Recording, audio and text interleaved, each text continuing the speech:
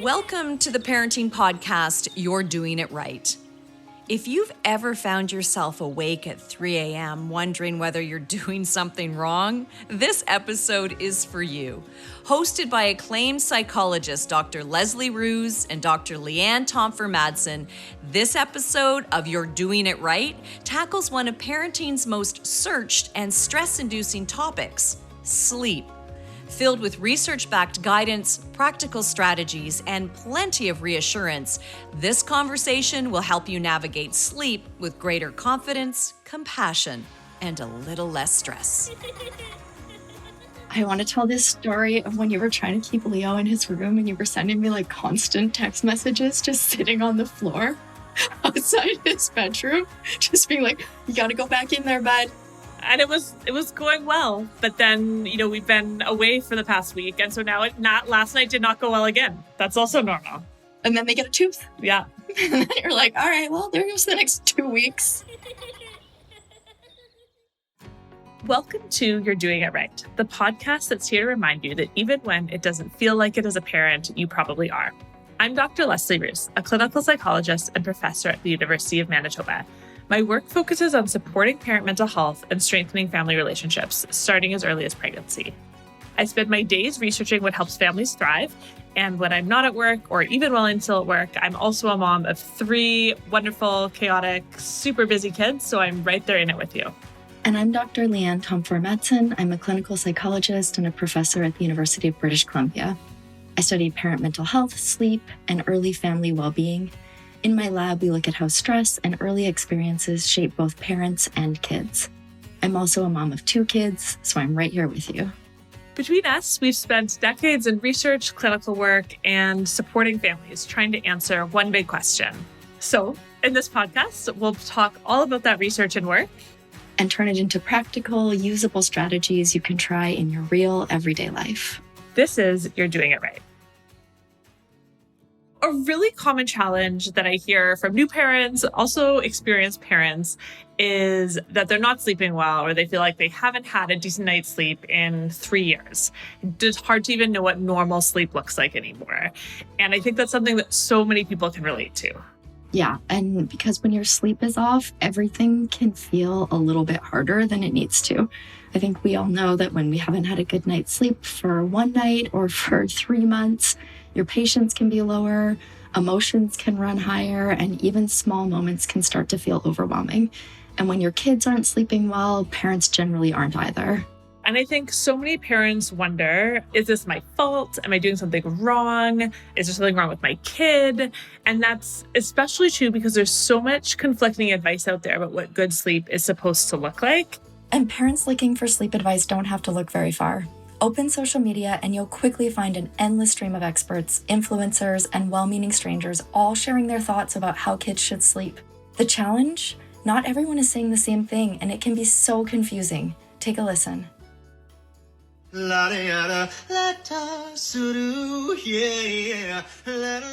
Sleep has 60 million views, and so many of you sent it to me that I had to comment. Till what age should the child then sleep with the mom and dad, if at all? 7. 7. Where'd you come up with that number? Some people just put a bed beside their bed that I think they sleep on. I'm not sure who's sleeping on that bed. Maybe the kid and the parent and the dog, or they just keep carrying them back, at which point the child just keeps coming back. Most of all, people said, remember, everything is a phase. Or maybe they said maze. Maybe they said set up a maze and you'll be amazed. If your children can't get to your room, if you set up a gate, maybe it was bait. If you put out bait, little candies, they get distracted on their way and they get The truth is that sleeping challenges and how kids sleep differently from how their parents want them to is just really common. And that's especially true in the early years. It's not always a sign that something's wrong. It's just part of normal development. We want to move away from rigid expectations about my child has to sleep this way, or if they don't look like this, then something's wrong, towards a more compassionate, realistic understanding of sleep. I think it's really important to always go back to what families want for themselves, because there's so much chatter and so many opinions about what you should do for sleep. We're really excited to be joined today by Dr. Elizabeth Keys, who is a dear, dear friend of mine and an absolute expert in parent and child sleep. She is an assistant professor in the School of Nursing at the University of British Columbia, Okanagan, and a registered nurse with a strong background in community and public health. She leads the Slumber Research Lab, where her work focuses on infant sleep, parent-child relationships, and the mental health and well-being of families. Her research is grounded in developing practical, evidence-based solutions, including digital tools that support families in everyday life. And what's so compelling about her work is that it reframes how we think about sleep, not just as a routine or a milestone, but as something deeply connected to early relationships, development, and overall family well-being. And her research looks at how we can support healthier sleep in a way that strengthens relationships, which can often get overlooked. Ultimately, her work is about creating accessible, family-centered supports that help both parents and children thrive. Thank you so much for joining us today, Elizabeth. Could you introduce yourself a little bit? Who are you? Where do you come from? What do you do? I am a registered nurse and an assistant professor in the School of Nursing at UBC Okanagan campus. So we're located on the traditional unceded territory of the Syilx Okanagan Nation. My clinical background is in public health and community health. So I used to work in nurse-led well-child clinics in public health, and that's where we do vaccinations and growth and development kind of conversations with parents, and as well as also on the school health team where we did a lot of health promotion. Elizabeth, I know this story, but I'm wondering if you would share with all of our listeners how you became interested in sleep. Oh yeah, this is a story. So it's a little bit of personal and a little bit of professional. So when I started my nursing career, I didn't have any children. And then after about 5 years, decided to try something new and, create a human. And over the course of my own parental leave, I was really struck by how hard sleep was. And I remember really vividly thinking oh my gosh, how do people cope with this? I also remember thinking at the time, I'm a public health nurse. I should know what to do when you have this trouble sleeping. And then when I came back to work after my parental leave was over, the health services was implementing a new policy about really strict messaging on bed sharing. And over the previous year, I had really realized that a lot of people, some people want to bed share and co-sleep because that's what they want to do. It's their parenting philosophy. It's their cultural practice. Also, a lot of people do it in response to not being able to get any sleep. And so it's a coping strategy. And at the time, this is 15 years ago, the public health messaging was no, never, thou shalt never co-sleep. And I remember thinking, how could I tell families that message, but then also as their public health nurse, not offer any supports? I remember that as a pivotal moment of, I've been thinking about going to graduate school and doing some research. And I was I think we need to do better as nurses, and we need to be able to offer more supports for people who are struggling with sleep, because I cannot in good conscience just say, no, you can't do that, and then walk away. That's so harmful. And, in subsequent research, we have heard from people that they just don't bring up their sleep concerns with their healthcare provider because they don't want to get that lecture. And so a big part of my kind of mission since then has been to develop better supports for families, especially with young children who are struggling with sleep. Sleep is always an adventure. It's rarely straightforward. When you talk about supports for families, what are some of the supports that you try to develop that you think can be helpful for families? I think it's really important to always go back to what families want for themselves, because there's so much chatter and so many opinions about what you should do for sleep. And I think one of the key things is really helping parents navigate through all that information. I did a study and we called it information overwhelm, to try to pick out what really is important to them and what's sustainable to them, because there's many ways of doing things. And, I don't think that there's one perfect way. Routines are often very, very helpful for sleep, and not just bedtime routines, but daytime routines. And I think a lot of parents already know that. The problem I think that a lot of families encounter is the implementation of those things in the practice. And so I think coming up with troubleshooting plans and making plans in advance for like, then what is helpful. There's so much stuff. And it depends on the age group too. Like another thing I think that is really helpful for parents of younger children, like babies, is thinking about their cues. Babies also have sleepy cues, and it's a lot easier to put a baby down for sleep when they're not already crying and have completely gone into that state where they need help just down-regulating themselves. So understanding some of the earlier, more subtle signs of sleepy cues when your baby needs a break, I think is helpful too, especially in the early periods. Let's talk about why sleep feels so hard. What are some of the reasons that families struggle with sleep from the day you bring your baby home all the way till the time they enter preschool?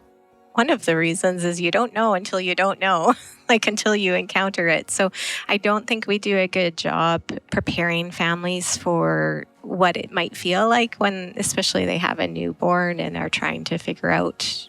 People don't know. I remember my own prenatal classes. We didn't really talk very much about what sleep actually looks like in a family. Another thing that makes it challenging is everybody is trying to do it by themselves. We've done some research that's starting to show that social support is really, really key in being able to navigate sleep challenges and the differences between baby sleep and adult sleep. And so whether or not that's good social support and connections and practical supports with a parenting partner or other family members or your community so that you can have a little bit of rest, even if it's not timed to when the baby is resting. I think that's really important. And I think kind of the third thing is that we hear a lot of perfect scenarios and you should do this and you should do that. And I think that can be really hard for parents because you can't actually control sleep. So you can't control your own sleep and you can't control if your baby or young child sleeps. I can remember a passing comment while I was 8 months pregnant of someone saying oh, well, enjoy your sleep while you can because you're never going to sleep again. And I was like, well, that's probably not. And also that's not super helpful to not be preparing women who are most commonly the primary caregiver about, what it's like for their sleep to be so damaged. Can you talk a little bit about that? Well, and I also want to just briefly mention when you're pregnant, you're sleep deprived, you don't have good quality sleep, your body is going through these tremendous changes. I remember talking to a parent and they were explaining it like you're running this marathon after with a new baby and you haven't slept well in months already. So that's really important to think about and address. And also I think we tend to feel bad asking for help and we should be the perfect parent or the perfect mother, and the perfect mother is self-sacrificing. And so of course you don't need sleep, but it's really important. I've had so many parents talk to me about the difference between getting good sleep and how much of a difference that means to their parenting. We know that sleep is really tied into mental health as well. And I think we've done some research, and if you help get the parents the sleep that they need, it actually can either prevent or reduce the depression symptoms later on. And that's pretty long lasting. And that's a pretty powerful tool. We know that sleep is both important and also challenging to have control over when you're parenting young kids. What do common sleep struggles look like? We know quite a few parents and families encounter kind of small or very small sleep problems. We know probably at least half of families will encounter some sort of sleep problem or difficulty in the first year. What is a severe sleep problem? Oftentimes in babies at least, it's their babies waking up more than 3 times a night and or they're spending more than an hour awake at night, or they're sleeping kind of less than 9-ish hours. All of those kind of indicators are usually hanging with parental perception of a sleep problem. And so if those things are happening and you're not able to feel like you're able to do anything about it, that's when I think it's more of a problem than just your average kind of speed bump, sleep speed bump. you talk about the importance of getting sleep and all those pieces and your kid not waking up tired. Personally, I had one kid who had colic. And so we would regularly be up for like 2 hours at night and just screaming, not able to go to sleep, but like very distressed and, somewhat dissociative as parents. It's like a lot to manage. And one of the things that was a concern too is like my kid's not sleeping. And so as a parent, I also feel really guilty about that. What do you say to parents who are, doing their best? Like, are they messing up their kids if their kids aren't sleeping well? I don't think parents are messing up their kids if their kid's not sleeping well, because I'm going to go back to the original point. You can't actually control if your baby's asleep. You can't. You can set up the conditions and try to make it happen, but ultimately, it's just like pooping. Like, you cannot make them poop. Like, you're going to set up the conditions and you're going to do everything that is within your scope of control to do, but ultimately, it's their job to fall asleep. You can kind of do it for them sometimes, especially, you're bouncing on the ball or trying to soothe them, but parents are not, it's not their fault if their kids are not sleeping well.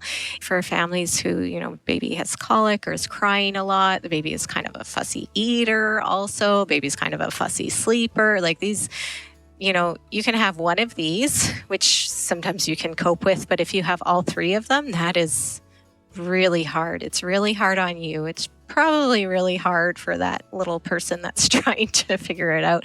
And I think in those situations, we really need to do a much better job as a community and health services of helping them and giving them supports, because when you have kind of all those things happening all at once, you're not able to get the sleep that you need. So you might not have the patience. You might just be kind of walking through your day without actually being able to enjoy it. And I think in those situations, respite care can really be helpful. So again, that's where it links to the social support and, whether or not it's extended family members, partners, so that you can each take a break, or something more formal so that, even having a babysitter, grandma, grandpa, or someone to trade off with so that you can actually get the sleep that you need is helpful. And that's a super hard situation, Leslie. I'm sorry that you had to go through that. Really good that I had my second kid to not make me too confident as a child psychologist that you can follow the books and everything will be easy. We don't have control over everything. And, the best that we can do is sort of try to set up these conditions to encourage things to go the right way, bring in some routine, take care of ourselves. Those same principles actually apply across a lot of different parenting things. In the context of, with my colicky, tricky baby experience, it was one of those times where I never thought I would co-sleep, but I ended up doing some safe co-sleeping because I actually couldn't control it. I was falling asleep on top of my baby because I couldn't stay awake enough to put him down in the crib safely. So that was interesting to figure out that a little bit. And then at about 5 months, we did classic sleep training, which I also never thought I would do. And it was magic. He actually started sleeping 12 hours a night until he's 8 years old. He's my best sleeper. So it challenged so many assumptions that I had about, shoulds or what type of parent I wanted to be. I feel like sleep is one of those areas where it's so emotionally charged for families. A new poll shows a child's sleep can impact the whole family, with nearly half of us not getting enough sleep when Baumgartner has more.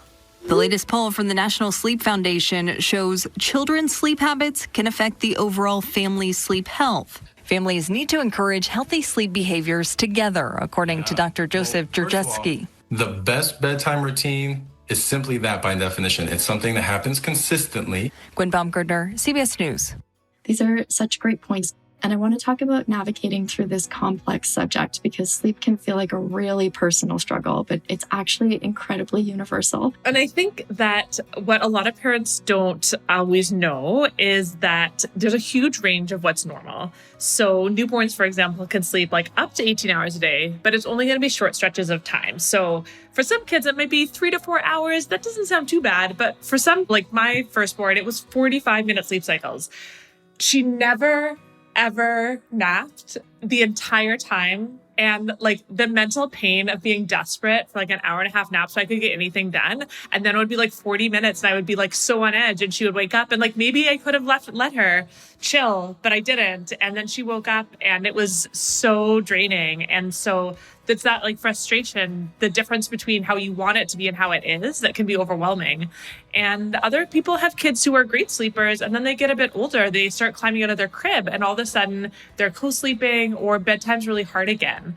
And so all of this is normal. All of this is like aligned with biological expectations, but it's so crazy making that it's something I think we really need to talk about. Yeah. And it's not about doing it perfectly. It's about repetition and predictability. So sleep tends to build more sleep, and that continues as kids grow.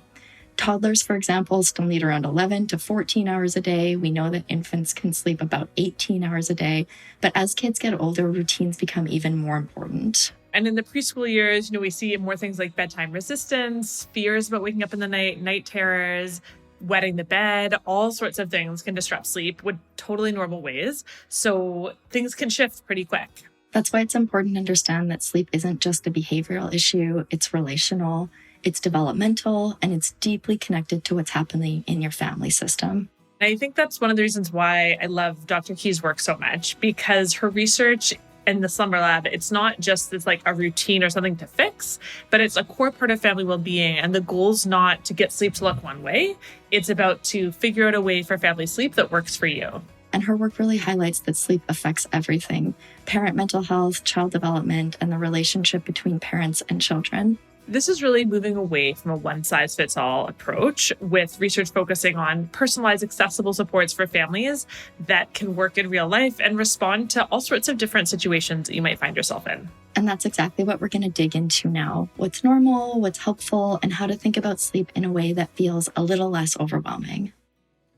People like to think of this as like black and white, and there's no gray in the middle. I think this has been at the root of a lot of the work I've done, is helping families kind of think through what is most important to them and what their priorities are right now, helping translate some of the studies, because some of the studies that people will be making claims about are out of context. And so really examining those, I think it really helps for families to have a trusted, credible source, whether or not that's like a family friend that has just gone through things, or a healthcare provider that is knowing what they're talking about. Like that, I think, can be very reassuring for families in trying to figure out the best kind of approach for them. And also recognizing that situations might change. What you did at 4 months might not be working very well at 9 months or, 3 years. There's lots of right ways to do it. And if it's working for your family, it seems like you can survive taking care of yourself to a livable degree.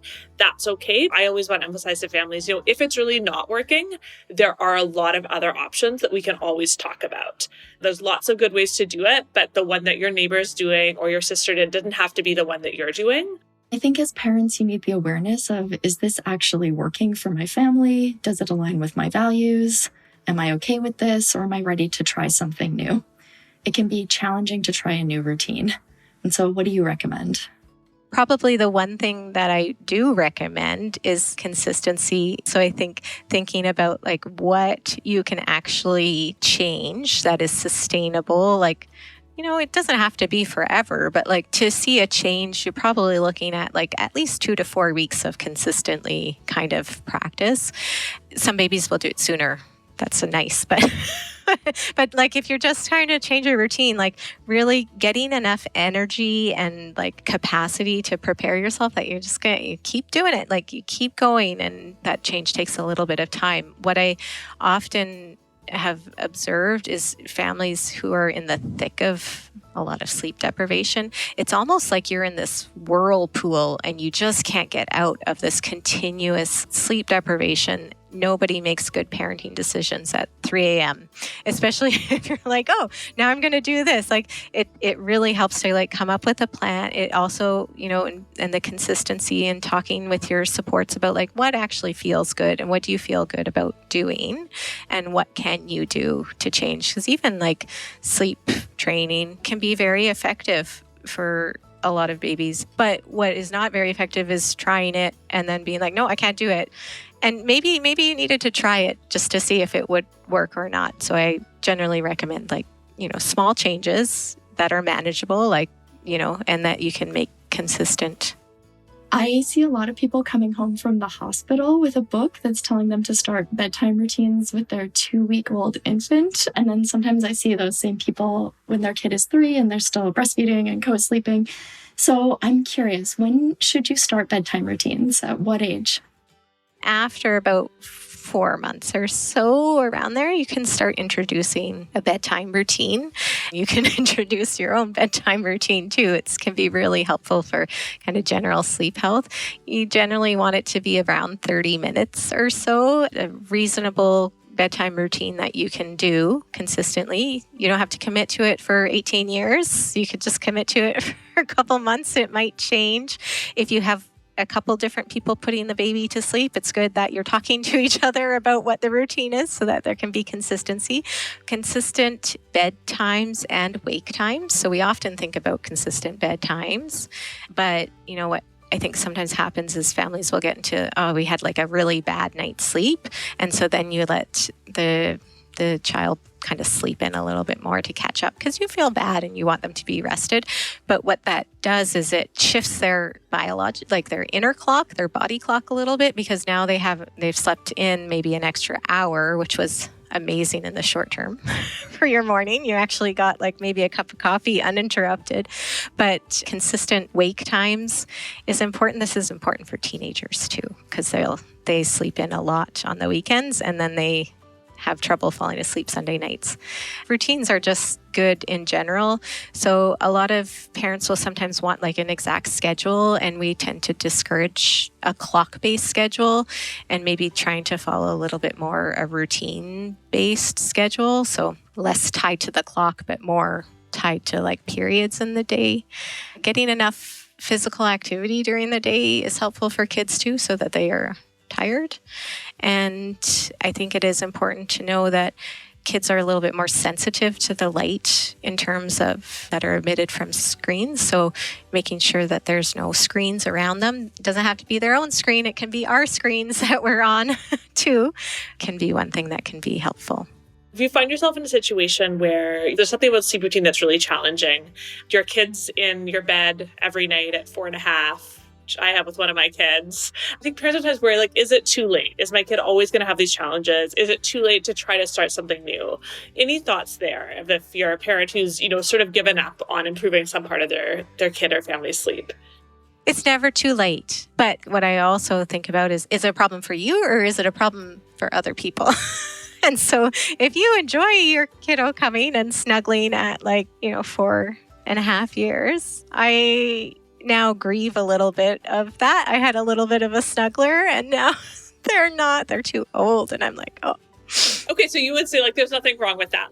No, if it's working for you and you're able to do it safely and it's not stressing you out and something you like and you want to do, then it's not a problem. If it's a problem and you're tired and you're like, I just want my own bed, then what I would suggest is thinking about maybe you don't have to make the big change all the way that they're never coming in your bed, but maybe there's a smaller change that you could make that maybe is a little bit easier. So, maybe it's a pass. It depends. It's developmental too. Maybe, they get a pass that they can do it once, that you can start to use different rewards to encourage them or incentives to encourage them to stay in their bed. If the problem is that they're not comfortable sleeping in their room, then maybe you could go to their room and help them learn how to be more comfortable. If you just even focus on the falling asleep in the first part of the night, over time, that usually will translate to, if they can do it at the start of the night,